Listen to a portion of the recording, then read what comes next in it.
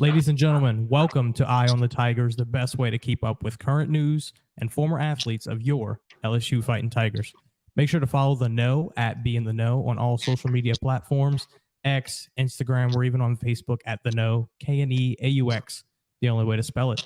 My name is Bryce of the Off the Dome Sports Podcast, a Louisiana sports pod coming right here out of Baton Rouge, LA. And today we have a very special guest, the 2019 National Champion, one of the best tight ends in LSU history, and the man who made the greatest sideline catch I've ever seen in Tuscaloosa, Thaddeus Moss. How you doing, Thad? I'm doing great. How you doing? I appreciate you for having me. Yeah, I appreciate you for coming on, man. This is a great opportunity for us to really get to talk to you with, everything that you've been through. You've had a wild journey, probably a lot of people don't know about. So I'm excited to get to talk to you and get to talk about that journey. And to start it off, we kind of have to, address the elephant in the room, the last name, right? Growing up in the household of arguably the greatest wide receiver in NFL history. What was it like to be the kid of an NFL athlete, especially one to that caliber? Um, I think annoying is probably a word that pops up. One of the first words that pop up is annoying, because it's a lot of attention and a lot of unwanted attention, a lot of unwanted eyes, and just everything that comes along with it, the eyes, the expectations, and all that stuff. It's really annoying because growing up, you don't fully understand, growing up as a kid, you don't fully understand it. You don't fully understand why people are doing that or why the attention's there or anything like that. And then as you get older, you learn, you kind of learn how to maneuver around it and understand it a little bit. But for me, it was probably annoying was probably the biggest thing. I didn't understand a lot of it growing up. What it was. Obviously, I knew that my dad played football and all that stuff. I knew he was good, but I never understood other people. I never understood why they, brought their phones out, why there was cameras, why is there expectations, why am I getting looked at differently, why am I getting treated differently, why is my expectations differently. I never understood that growing up, and it wasn't until here recently, like here, it really wasn't until like I got to the NFL that I started really understanding it and seeing it, and it really made sense for me. Yeah, I mean, I can't even imagine the pressure put on you because, like you said, you don't know what's going on. You're just a kid trying to live his life. I'm sure you want to do all the normal things. You want to go to practice. You want to get McDonald's after. You want to, go outside in the summer and enjoy some popsicles with the friends. Like you're not trying to do anything crazy. You just want to be a normal kid, and yet you automatically, from the second you're born, you have these expectations put on you. So I can't even imagine what that's like. And I mean, it kind of affected you all through school, from what I could see. Correct me if I'm wrong at any point, but you played at like 3 or 4 different high schools. Just kind of going to different places, trying to live your football journey, and you were trying to be your own person. So what was that like, trying to create a name outside of your last name? Well, the school situation. So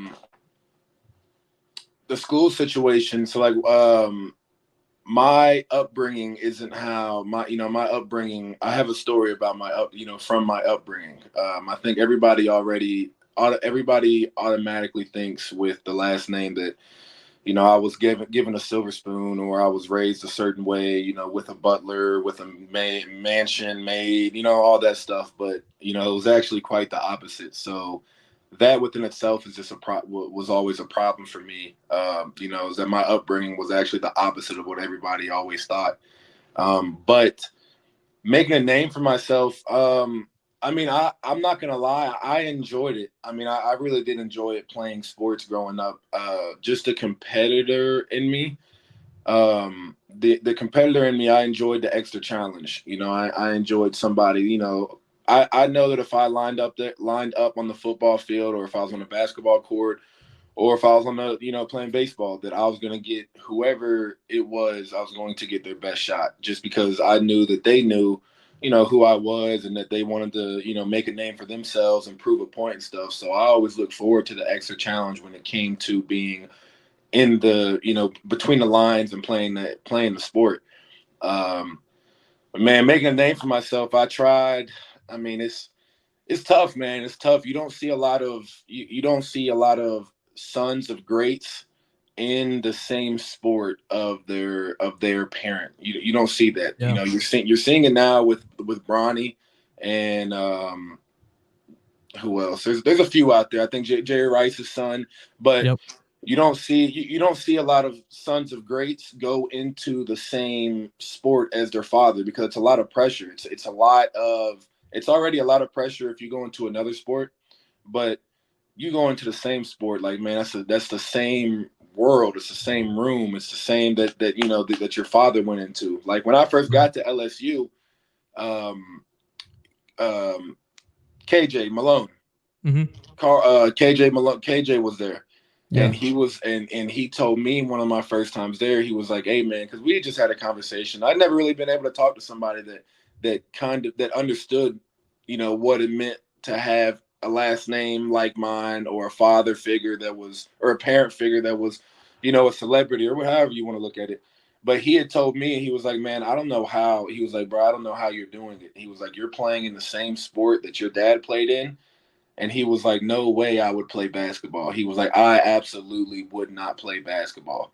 So, it's definitely a challenge. Like I said, you don't see a lot of kids playing in the same sport that their dad or mom made heyday in. So, Yeah, absolutely. I mean, I think you see it throughout sports right now. There's a lot of famous children of athletes in sports, but they're not all playing the same sports, right? And I mean, like you mentioned, Bronny's in there, Ken Griffey's, they both played baseball, but Patrick Mahomes is arguably the greatest quarterback in the NFL right now, and his dad was a pitcher. right, right, Like there's people all over the map, and I think it speaks to athleticism as a whole. I mean, when you're brought up, I'm sure you did, like you said, you played baseball, you played basketball, you didn't just play football. right, No matter what the expectations were of your last name, you try to make your own name. And something that I really respected out of what you said, you kind of used your last name as a motivation rather than a crutch, rather than leaning back on it and saying, "Well, I'm Randy, son. I can do what I want." You were like, "No, no, no, I'm Thad." right. So that's a really cool way to spin that, a really cool perspective. And you talked about LSU a little bit, but I want to talk about your journey there. So Cool. you start at NC State and you play one season. You're like, okay, I'm going to transfer. You decide LSU's the place to go. First of all, why LSU? Man, why LSU? LSU kind of just that's just how the chips fell, where they, everything just fell how it fell. I didn't get recruited out of high school from LSU. I got letters and offers from everywhere in the country. So I had offers from all the SEC teams, and I want to say LSU was, I think, literally like the one school or one of like two or three schools that didn't offer me in the SEC. So I had no interest from LSU coming out of high school, which I really did. I really wanted a LSU offer. So Matt Canla, he recruited me at North Carolina State. He was my offensive coordinator, or he was the offensive coordinator at NC State when I was getting recruited in high school. NC State was my first offer, so they kind of held a little place. It kind of Yeah, meant something to me absolutely. that was the first school that offered me, that had interest in me, whatever. So, like a week before signing day, Matt Canla, which was the OC at NC State, he left, got fired, whatever, and he went and picked a new school. I think I don't even remember what school it was, but he went and picked a new school. It might have been LSU from NC State. I don't remember. It's been some years, but I think he went to LSU from NC State, and then it was a week before signing day, 2 weeks. So I was like, I'm gonna stick with NC State. A different OC, I'll be okay. I still like the coach. I still like the people there. I still like the school. So I went to NC State, played my freshman year. Wasn't really. I wanted more for myself. I wanted more of a challenge. I wanted to, I knew that football was what I wanted to do, and I wanted to make it harder for myself and push myself a little more. So when my position coach at NC State, when I told him that I was transferring, he mentioned to me, like, "Have you talked to anybody?" I was like, "No, I haven't talked to anybody at all." And he was like, "Okay, well, Coach Canada is probably going to be contacting you as soon as he finds out that you're available, like in the transfer portal, essentially." Right. Because they were my position coach and Matt Canada were good friends. So he, Coach Canada reached out to me. I think he reached out to me like a Tuesday about LSU. Up to that point, I hadn't heard anything from any schools, because that was before I didn't have the transfer portal. So Right. transferring was definitely it was a huge leap back. I don't want to say back then because I'm not that old, but It um, feels like back then though, with yeah, the transfer portal and its new rules every year, and even NIL coming into the space now. I mean, 5 years makes a very big difference in what college football looks like. absolutely, absolutely, absolutely. Um, so he had Coach Candler contacted me on like a Monday. It was quick. He contacted me on like a Tuesday, actually, Tuesday or Wednesday. I came to the spring game at LSU, and was just mesmerized, man. I was mesmerized just by the campus, by the stadium, the 103,000, man, everything, the weather. I was like, man, this is football. Like this is Yeah. they take football seriously down here. So Yes, we man, do. so Coach O offered me after the spring game, and he offered me in the stadium, like on the field. Wow. And I was like, man, I can't say, he kind of looked at me, and I really didn't want to give him an answer right there, but he looked at me and I was like, yeah, I was like, I can't pass up this opportunity, man. It's 103,000 people that's going to be watching me play every Saturday. So, and that's how it went down. That's how it went down. That's how I ended up at LSU, and then the rest was history. Yeah, and we did watch indeed. I mean, night games in Death Valley are a whole different experience. I mean, there's nothing like it at all. And funny enough, my freshman year at LSU, my very first semester was 2019, the fall of 2019. So I got initiated in a very good way. In a great way. Yeah, I bet you had a Yeah, great freshman year. I did. I mean, Louisiana boy, LSU was the dream school growing up. Never wanted anything else. And then I go to LSU. I get a job with event management in the athletic department. I get to work every football game, so I go to every single one for free, and I get to watch my team win the national championship. Can you Yeah. talk about what the locker room was like for that? Because I can't even imagine the energy, the chemistry that was built, the brotherhood that was built over those 15 games. Yeah, I think it started. I don't want to say it sound cliche, but like it really started like that group that I came in with. Because I transferred in the freshman that I came in with, that freshman class. I think we just already had chemistry when we came in. I remember when we first got on campus, Coach O brought us into when we all came on campus, that class. I forgot what class that was. The year class that was that I came in with. That would have been the 18, right? 17. 17. Okay. 2017 class, I think. Yeah. But Coach Oak pulled us in his office and was like, "Hey, look, this is the group right here. This is the recruiting class that's gonna take LSU that's gonna get us back to get us back to that level. This is gonna be the group right here that's gonna win an SEC championship. It's gonna beat Alabama. It's gonna win a national championship." And we all looked around and we just felt it.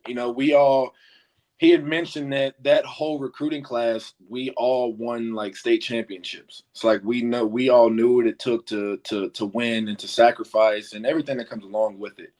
So I would say I probably just right then and there, like the all season workouts we had, there was always a chemistry. Like there was always a chemistry with us, and then also off the field, like if you saw one of us, you saw three of us. So it started probably when we first got there. And then the year that we had, everything just meshed so well. The off season that we had, the workouts, the summer workouts that we had, man, there was just an energy about it. There was just an energy about it. I don't know how to explain it. There was just an energy about it, man. We were just crushing everything. Our workouts, we were killing it enthusiastically. It was just anything that coach presented to us, we were killing. So then fall camp came around, we killed it. We were killing practice, having good practices. Camaraderie was huge. Our locker room was amazing. Locker room energy was amazing. And then once we started winning, it was like, man, like when Burrow came, Joe came, and I feel like he was the piece that like connected the locker room. Like we had a quarterback that was the missing piece that was all about winning, and he's cool, he can hang out with us, he can talk, he fit right in, and he was just the piece that completed everything.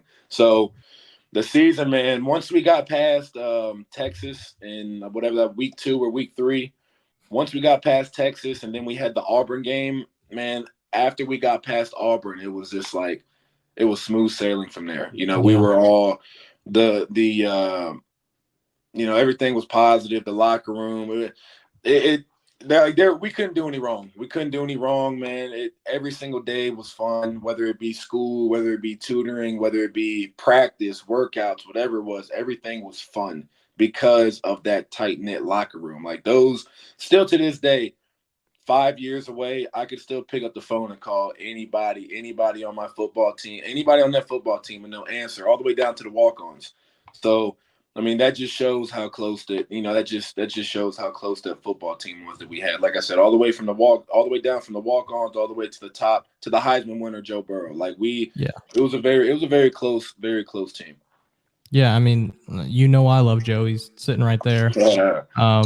That picture is iconic, not only, in LSU history, but in national history now, is what I believe to the greatest college football team of all time. I mean, nothing has ever come together the way you guys came together and, really looked unstoppable. Like you said, after that Auburn game where there was a little bit of a fight to get there, to get to the end and win that game, it was pretty much smooth sailing from there. And for me, being a Louisiana kid, watching that Alabama game, where I mean, from the jump, it was energy out of the gate, and of course Oh there was yeah. that little second half moment where it was like, oh, what's happening here? Come on, boys, keep it together, and then everybody calls it the Joe Burrow Heisman moment on the third and long where he runs for the first down, and man, that season was just magical, and I'm really excited to see what the Tigers can do from here on out, because it looks like we're starting to get a squad that kind of reminds us of that one, in the way that it's a bunch of guys who have been there and they fought through the battles, and the chemistry seems right on. We got to talk to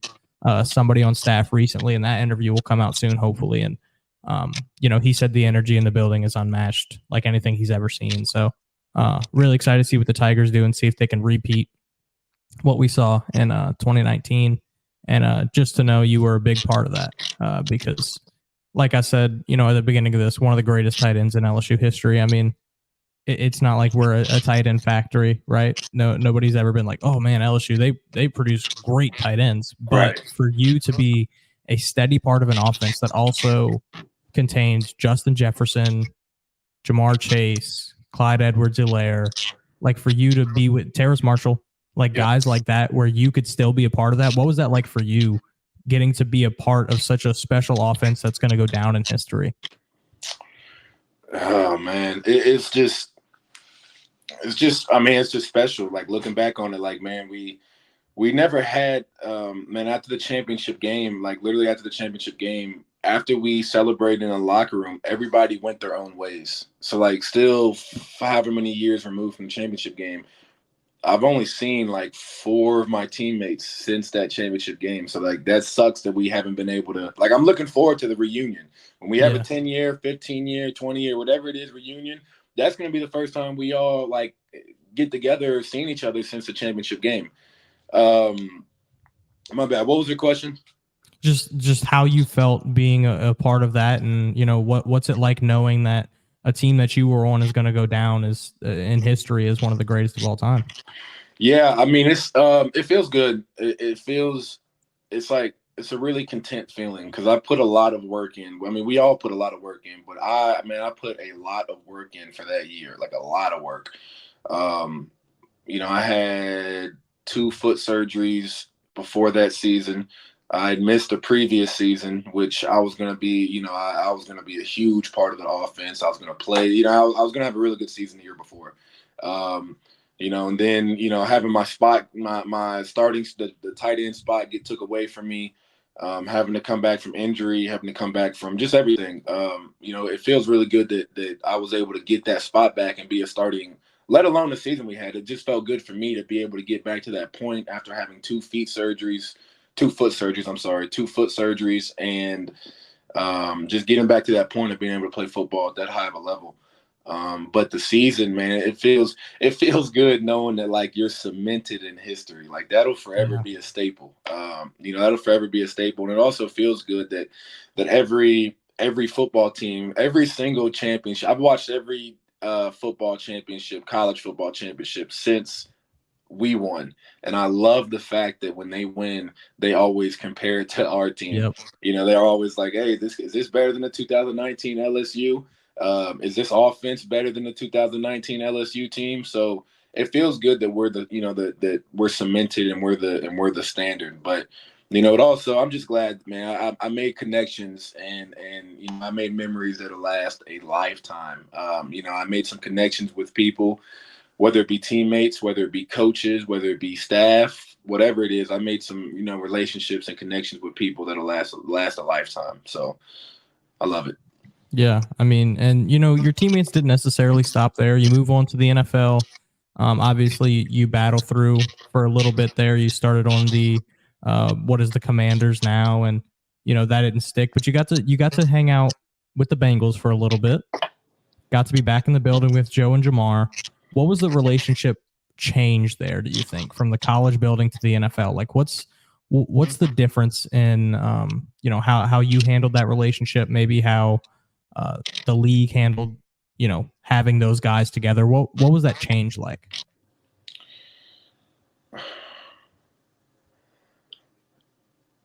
I don't think it was much of a change. I don't think it was much of a change. I think the biggest change was just that those guys had a little bit more money in their pocket. I think besides that, nothing changed. The relationship was still the same. Um, Conversations, everything was still everything. The dynamics of the relationship, everything was still the same. And then when it came to football, my year and a half or 2 years of being in Cincinnati, everything was still the same. It was still the same, and I'm talking about between us three or four, if you want to include Tyler Shelvin in that too. Mm-hmm. But the dynamics were still the same. We still held each other up to the same standard. Um, we still held each other up to that same standard. We still had the same conversations with each other. Everything was still the same. If one of us didn't have a good practice, whatever it was, if one of us was bad practice or just slacking off, not doing, not on our P's and Q's or not looking how we're supposed to look or doing what we knew that each other could do, we wouldn't have a problem saying something to one another. So the dynamics of of everything still was the same. And I love to hear that it's not just a working relationship; it's a true friendship as well. You could tell it from that 2019 team, but to hear that it continued in the NFL, I think that's a big part and a big testament to what LSU builds. After the NFL, you go and you play in some spring leagues. I think it was the USFL and the CFL. Can you talk to that adversity? What's that like? I mean, I personally have never talked to anybody who played in those spring leagues. So what's the difference there? And then what was that like battling through those seasons? Yeah, it's I mean, man, this the journey itself it's a grind, man. Having gone, going undrafted, and then everything that comes with being undrafted. How you're treated in the facility, how you're looked at in the facility. You don't have any job security.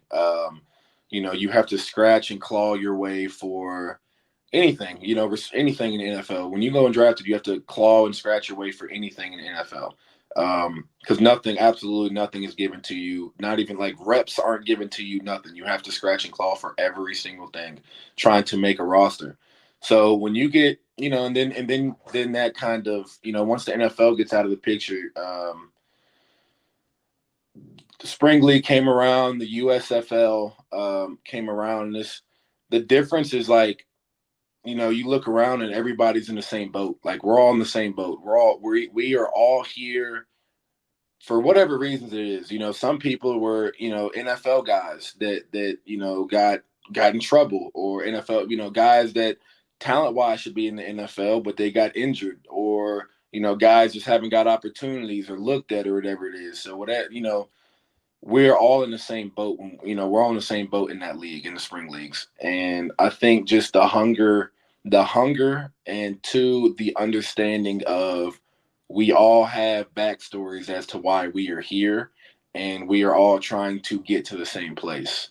So that kind of like that's the biggest thing. But I mean, it definitely is a jump going from the NFL to the spring league and the unorganization of it. And Yeah. I mean, it's not matched. Obviously, you're coming from the NFL, it's the top of the top. But like I said, the guys there. But I loved it though. I loved it. It definitely gave me the when you see the NFL, just the business side of it and everything, man. It can take a lot out of you. It can take a lot out of you, even if you're not an undrafted player. So having gone undrafted and having gone through that grind and being cut and not cut and going through injury and being called up and not playing, it takes a lot of the fun out of it a little bit. It takes the fun out of it, and you gotta understand your why of why you're doing it, of why you're playing football, whatever. So for me, going back to the USFL, I was able to gain that love, even though I didn't even play. I didn't play like that my year in the USFL, but was able to contribute, win a championship there too. But the relationships with the guys, the camaraderie on the team, I was able to get that love back for football, like I said, because we all understood that we're all in the same boat. There's no need to be upset, sad, mad of why we're not in the NFL or whatever it is, but to just enjoy each other and enjoy the moment of, this is the team, this is the spring league, this is where we are, and let's just have fun with it. So, Yeah, speaking to that love of football, I mean, last week or 2 weeks ago, whenever it was, you decided to announce your retirement from the game. And obviously, that's got to be a tough situation. Like you said, your love for football just got reignited, and now you're hanging up the cleats. What went into that decision, and how did you ultimately come to decide that? Man, it's something that I have been thinking about for a while. I actually retired. I just didn't announce it. I actually was done playing football before I even went to the USFL. So 2 weeks before I even went to the USFL, I had already made up in my mind that it just isn't what I wanted to do anymore. I officially like told my family, told my dad, who's my trainer. I was like, I retired. I don't want to do this anymore. And then 2 weeks later, I got a call to come down there and play. And the fact that I was thinking if I wanted to entertain that phone call or not let me know that I still need to play football. Yeah. But it's something I've been thinking about for a while. I think, like I said, I'd already had that decision, and I told myself that with how the USFL season went, if it went good and if it went good and it went how I wanted to go, I was going to continue playing. If it went not how I wanted to go, if I got injured, if I didn't play good, whatever it was, then it was time for me to hang it up and, go pursue, whatever's next. I always told myself that I wasn't going to be the person that chased something that wasn't there. When I know that it's time, when I feel that it's time for me to stop playing or stop doing something, it's time for me to stop doing it. So for me, the love, I'll always love football. I'll always have a love for football. That will always be there. But just for me playing football, I wasn't getting the same enjoyment. I wasn't getting the same feeling of playing that I once was. Like I wasn't having fun doing it anymore. I was dreading the workouts. Like I wasn't even enjoying myself training and working out. Like once training and working out got really hard for me, that's when I was really like, yeah, it might be time. But like I said, the love for it was fading. I just wasn't having the same fun and enjoyment. I wasn't feeling the same fulfillment of playing football that I once was feeling. My injuries were definitely, my body was talking to me a little bit. I got 3 foot surgeries. I had a shoulder surgery. I've tore my hamstring. I've tore my hamstring twice. I tore my plantar fascia in my foot. I've had a knee sprain, like the concussions. It's a lot of injuries that's starting to add up. But it was just, man, when I was waking up in the morning and just starting to feel it, and there's so much that I had to do to maintain the injuries. There's a lot that I had to do. Just, my warm-ups were starting to become really, really long. And there was a lot that I had to do to prep and make sure that I'm activated and this and that. And it was just starting to become really much a hassle. And like I said, my body was talking to me a little bit. And yeah, man, like I said, the injuries added up. I just wasn't feeling the same about football. I just knew that it was time. Last question before we hit end on here. Just a fun little question to wrap it all up.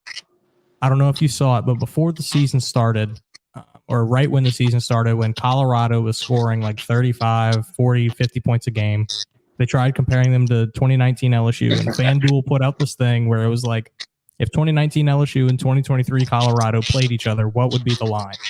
I have a number in my head. What would you set that line at? 2019 LSU versus 2023 Colorado, knowing what you know now. At what point of the season are we playing Colorado? So let's say it was after the first 3 games when they were on fire. When they were on fire? Yeah. And what point of the season is it for us? Is it the end of the season, knowing the season that we had? Oh, yeah. I'm saying if you replied to that the second you saw it. So the first time you had seen it. I would say probably has to be, I'd say like 2 or 3 touchdowns, probably. Yeah. I'd say probably 2 or 3 touchdowns is probably what. So if you would have asked me at that moment, because I'm so biased, I probably would have said like 30 something points, but the line for books would have probably been like, 24 or something. Yeah. But I just think it's funny to look back on now, knowing that the highest octane offense in college football history got compared to a team that had like 3 or 4 wins. And no disrespect to Coach Dion, Coach Prime, and Shadur, because obviously, there's big things expected from them this season. But that 2019 team will never be beat. No matter what anybody says. You can compare it to the 01 Hurricanes. You can compare 2020 Bama, that a lot of people like to say, but the folks down here in the Bayou know what's true and know that 2019 LSU will always hold a special place in our hearts.